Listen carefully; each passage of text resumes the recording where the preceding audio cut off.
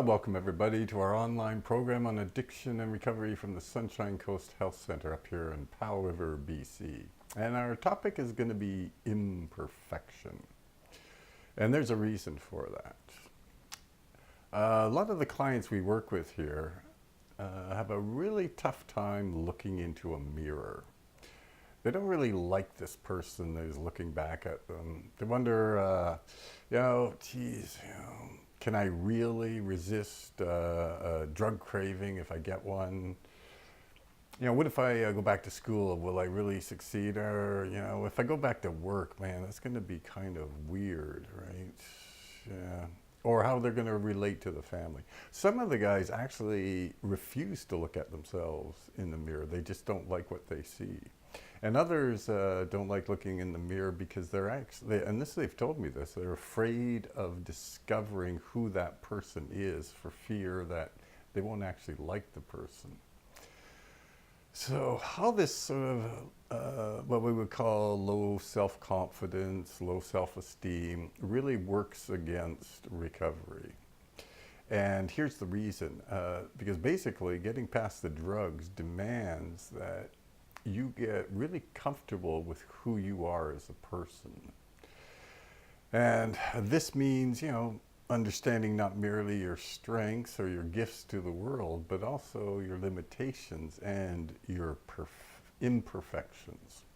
And so that's our topic, imperfections.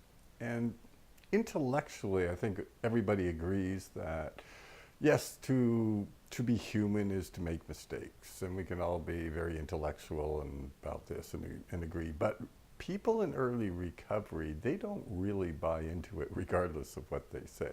So we'll just have a look at this concept of imperfection. And the first thing you got to know about it is everybody is imperfect. Even the people that you think are perfect are not perfect. And everybody feels bad about things that they've done. It's part of really what makes us human. And this was a big discovery of Bill Wilson, who is the force behind Alcoholics Anonymous. He was quite open about how imperfect he was as a human being. And in fact, if you look at the 12-step program, it even assumes that all its members are going to be imperfect pretty much every day. That's the reason, for example, for step 10 is to actually look at what you've done during the day and think about, did you make mistakes? Did you treat people poorly? Did you make decisions that went against what you believe in? Not because it was a particularly bad thing, but because it's just what human beings do, is they screw up all the time. So it's actually one of the interesting things about the 12-step program is this acceptance that to err is to be human. Anyway, it's this idea that we have of imperfection that the psychologists have actually latched onto as well. So in psychology, we even have this term called perfectionism. And this is not a good thing. Basically because nobody's perfect, right? And we attach to perfectionism this idea that it's not about being thorough or anything in your work. What it's really about is presenting an image to other people. It's actually manipulation.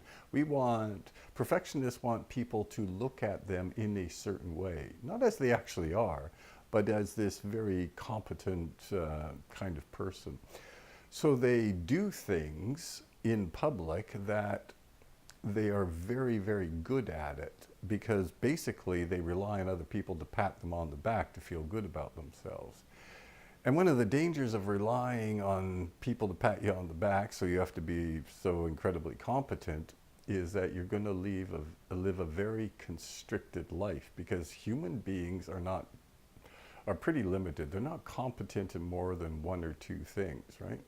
So, we used to, I remember growing up being amazed that Ken Dryden, who played goaltender for the Montreal Canadiens, was actually going to law school while he was playing professional hockey. I mean, that's pretty impressive stuff, but it's only two things, right? And that's what human beings are. They're incredibly limited. So if you need others to see you as really competent at things, as to be perfect, then you're going to live a very limited life.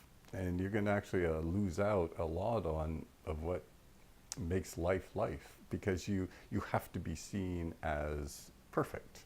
So that's a real problem with perfectionism. At any rate, it's all based on this concept that even the psychologists have figured out, that we're all imperfect. At any rate, that's it for this episode, and we'll be back next time with another episode on our topic of imperfection.